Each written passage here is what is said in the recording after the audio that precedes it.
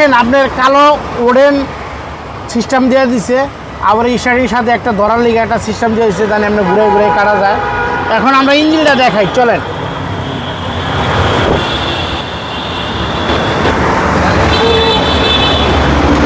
দেখেন আমরা একটা গাড়ি ওয়াশ পলিশ কিচ্ছু করি নাই গাড়িটা, কিন্তু আমরা এটা ওয়াশ পলিশ করবো।